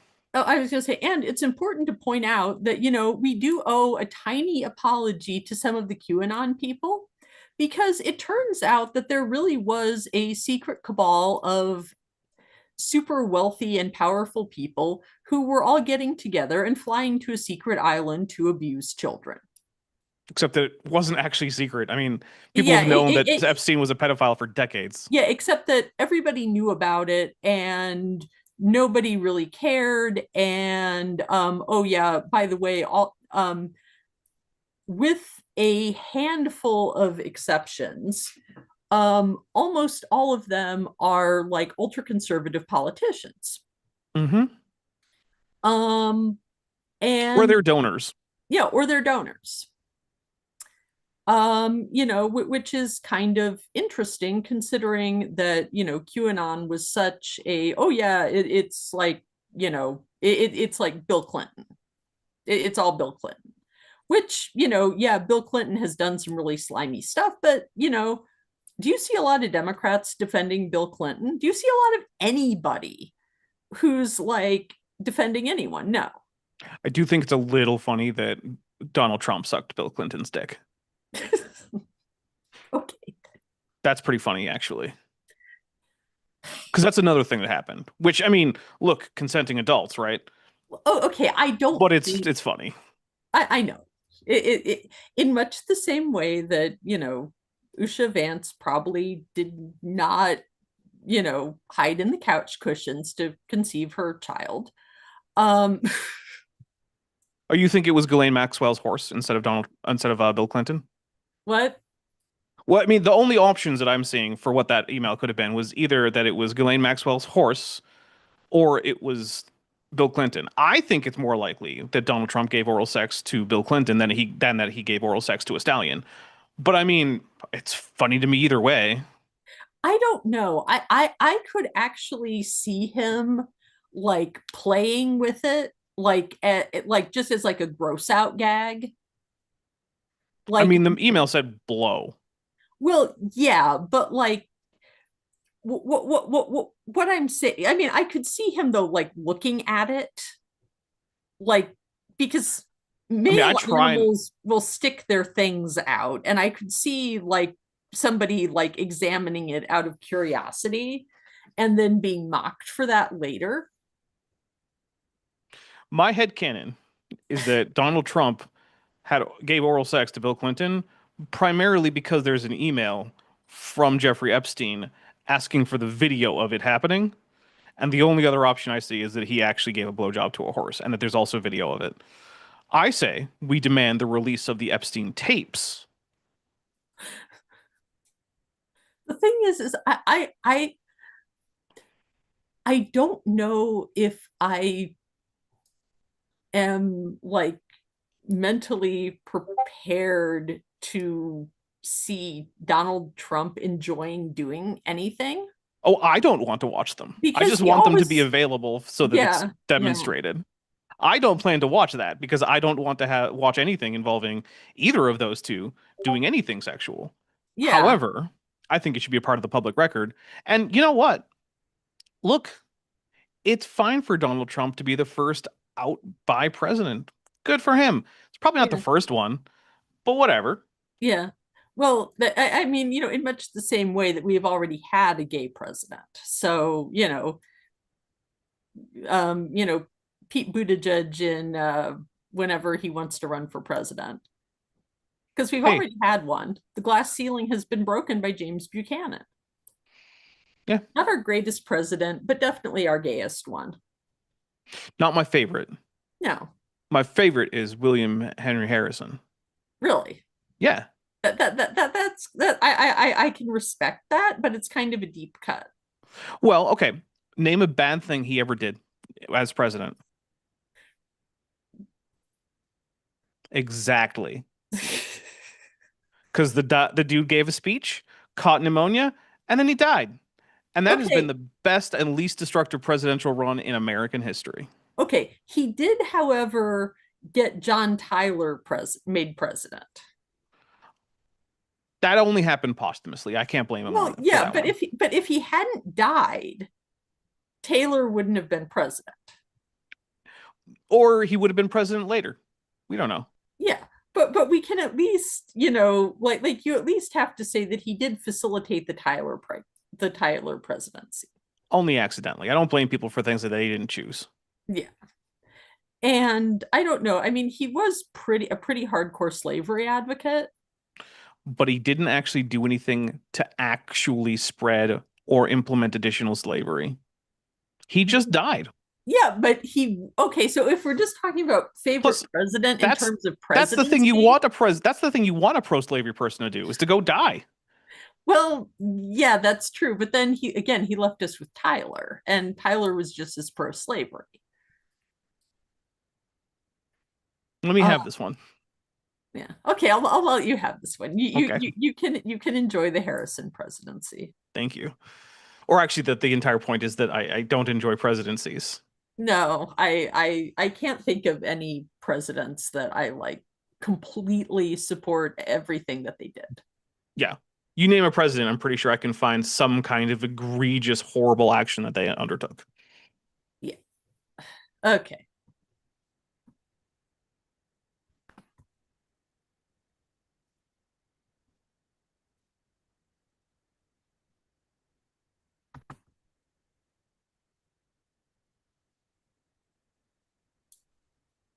Donald Trump, President Trump talks about this cartel in Venezuela. It's a mafia of cartels, right? It's a mafia of cartels, and it's not just Venezuela. That doesn't even make sense, but okay.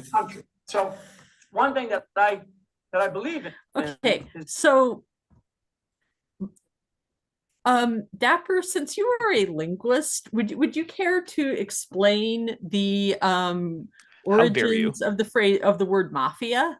Well, first of all, like I said, how dare you? As I am not, in fact, a linguist, and everyone knows this.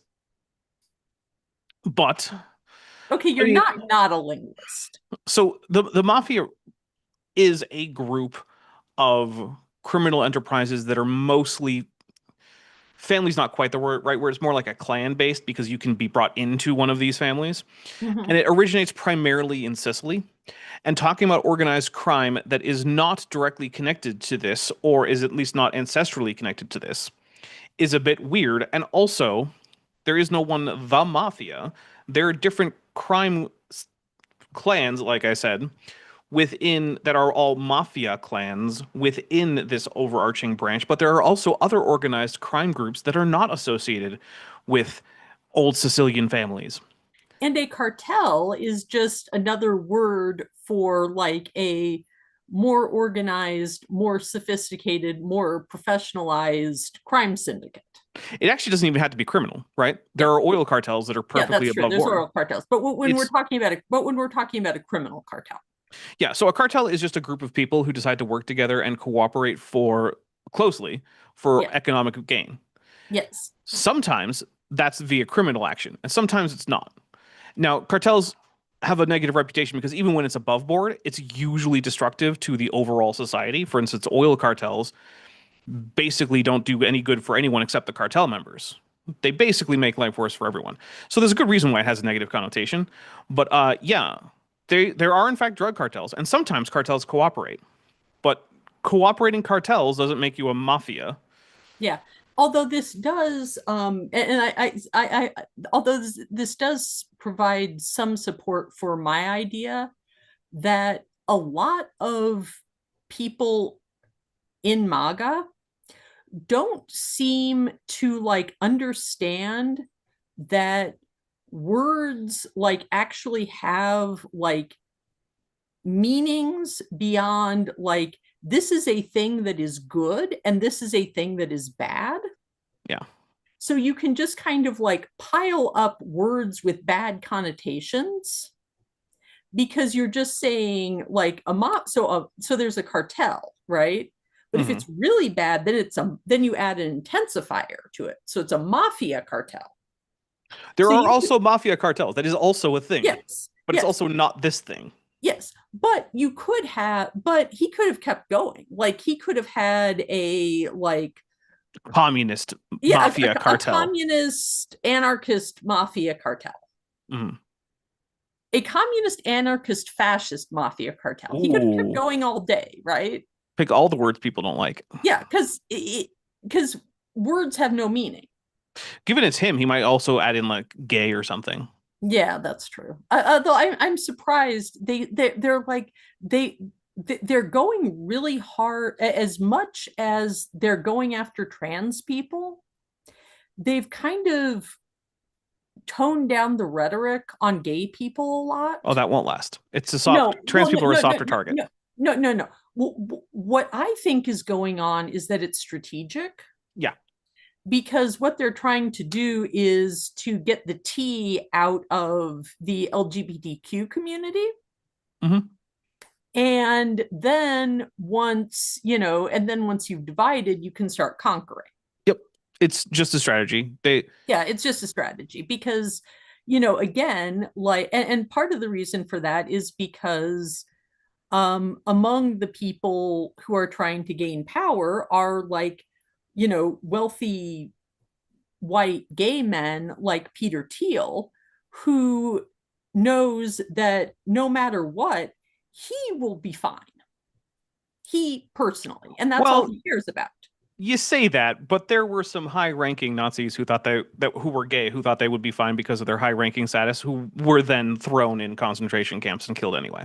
Oh yes, but the thing is that that's always the offer that fascists make.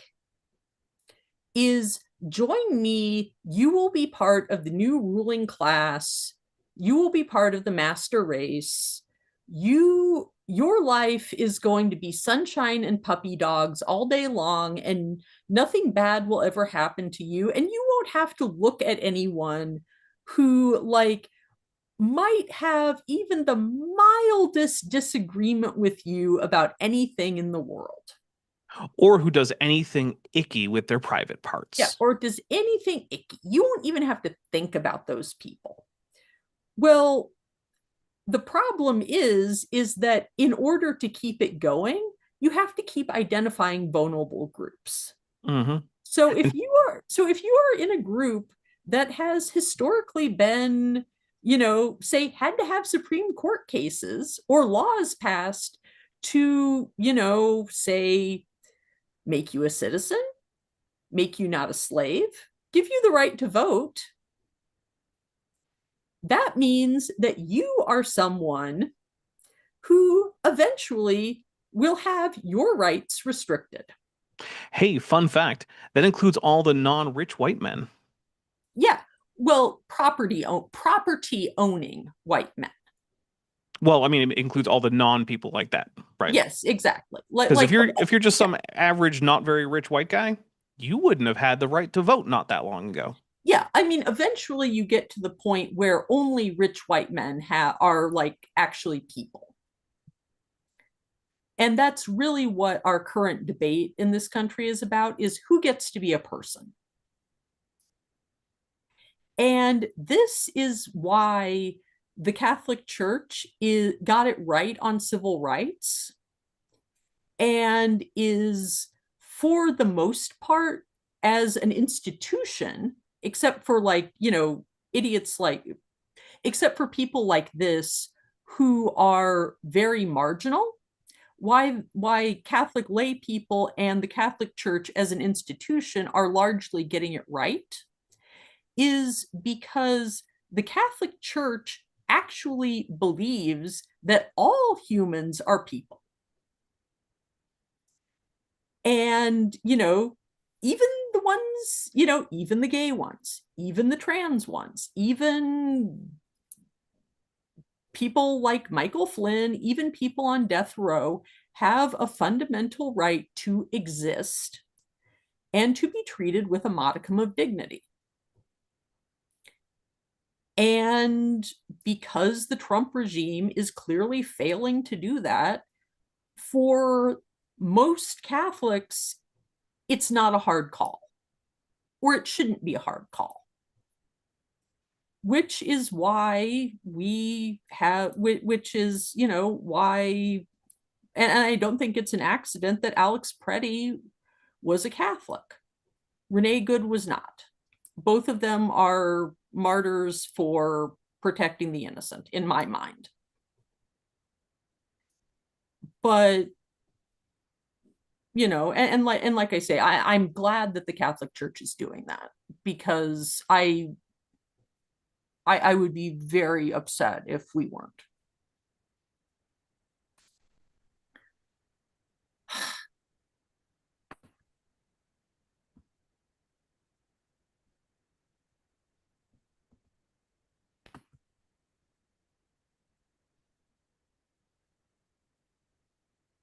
As I believe in, and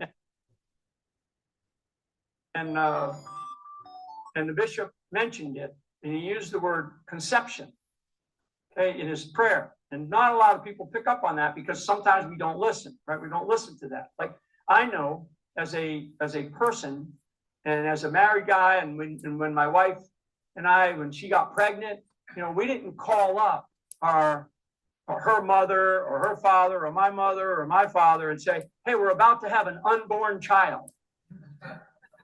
Well, that's because you already do. Right? So you get it. What? Well, no, you don't tell them I'm about to have an unborn child. You tell them I'm pregnant. Yeah. Or my wife is pregnant. Yeah, because you already have an unborn child. Yes, because you're talking about the like current physical state of the person having someone gestating inside them. I guess if you're about to have sex, you could call your parents and tell them you're about to have an unborn child. It'd be really weird, though. Yeah. Hey, Mom, I don't want to think about that. Hey, Dad, good news. Yeah. And also, again, like the fact that people won't use the correct biological terms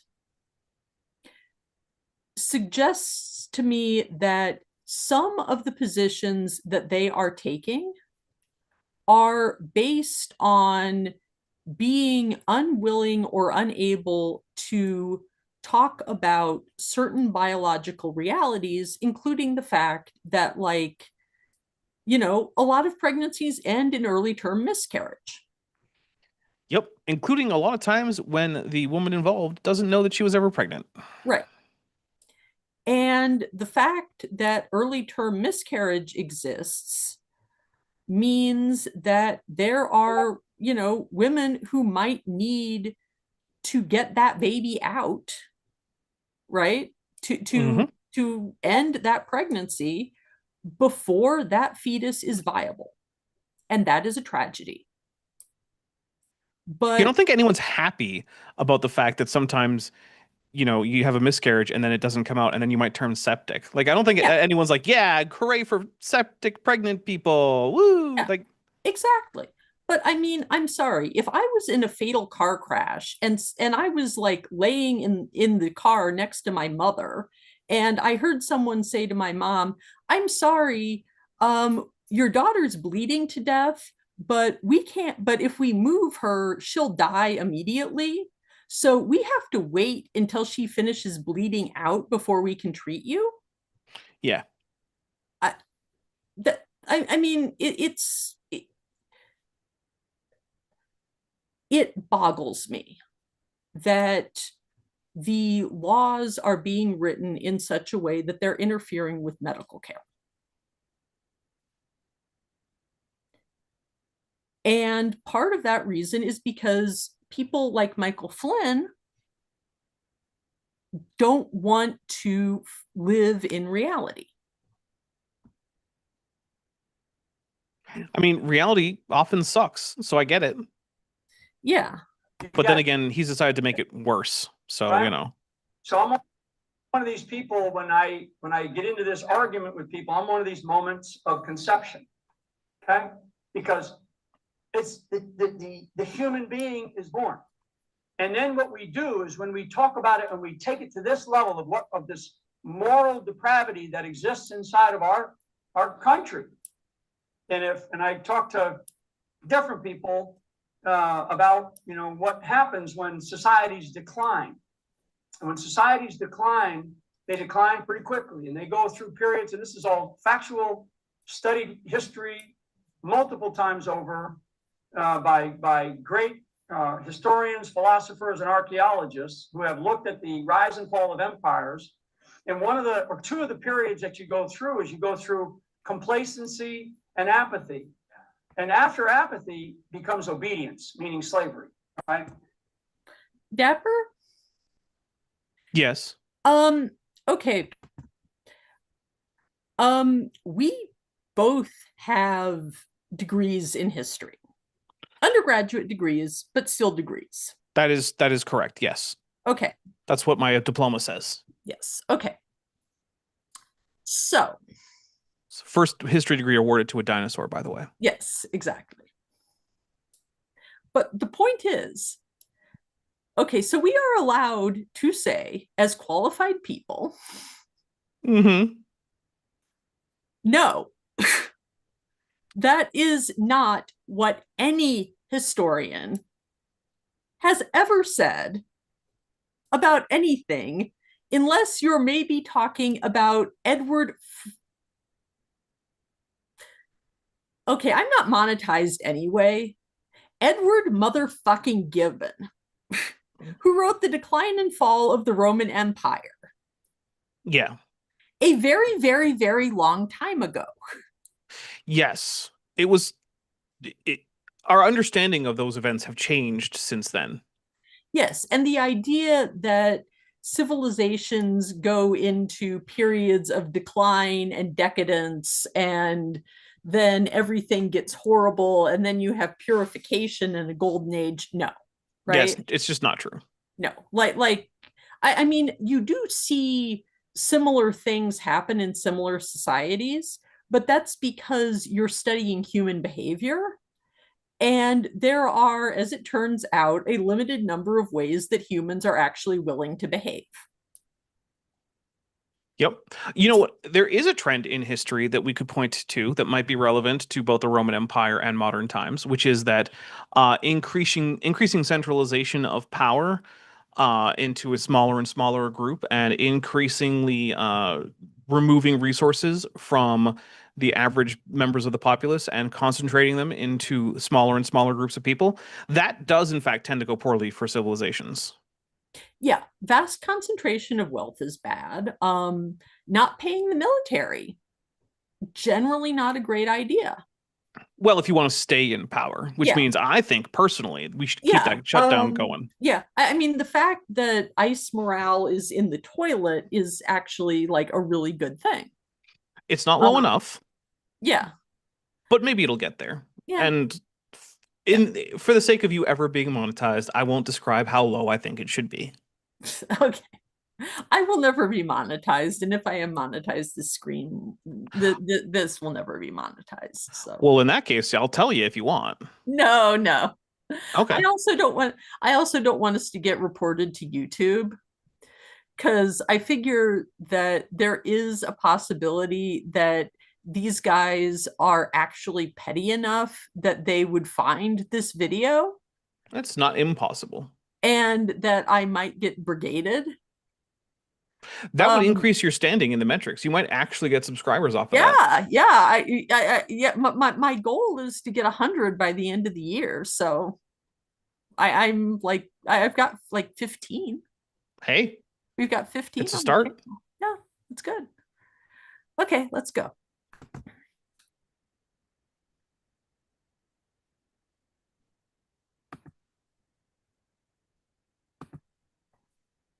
And you start from obedience, you start from slavery, and then what you go into in societies that rise, they have this spiritual awakening. Okay, that's how a society comes out of slavery. No, it's not. In fact, slavery was not abolished as a result of a spiritual awakening. It was, in fact, abolished primarily out of a rejection of the actual moral authority of spiritual institutions, because the ideas that led to abolition, while they were often incorporated into various Christian groups, were actually the outcome of philosophical Enlightenment ideas that, for the most part, didn't care about Christianity, is what I'm trying to say, or were actively against Christian institutions. Now, I commend all the Christian leaders who incorporated those ideas and then made it a part of their particular religious identity to struggle against slavery. But it is, in fact, just not true that it was some kind of spiritual awakening that ended slavery. If anything, it's closer to true, although it's still not entirely true, to say that it was a rejection of spirituality and religious ideas that led to the rise of abolitionism. Abolitionism is not something you can draw from the Bible. It's not something you can draw really from church tradition. In fact, plenty of saints are on record saying, yeah, slavery is unfortunate, but sometimes it happens. It's not that bad. Yeah. Well, and also, there was a trend toward that. There always has been a preference for abolition in Christian thought that you can pull out, but it's a lot easier to go into the Bible and start pulling out clobber verses, which is, of course, one of the big flaws with white evangelical Christianity in the U.S. is it was largely come up with by people who wanted to cherry pick the Bible, so that when someone said slavery is bad, actually, I mean, I would argue that you have to cherry pick the Bible a whole lot harder to come up with slavery is bad than you do it to say slavery is fine. The Bible is from cover to cover either with slavery or actively encouraging slavery. Yes, but the point is that they were going through and pulling out all of the verses that were like, yeah, slavery is okay, and ignoring the, how should you be treating people parts. It's true. The Bible does say to treat your slaves reasonably well. Yeah. And also, and the abolitionists, who were also Christians, like this was an area where the Quakers got many abolitionists were Christians. Many abolitionists were Christians. Some were not. Many were not. Yeah. Many were not.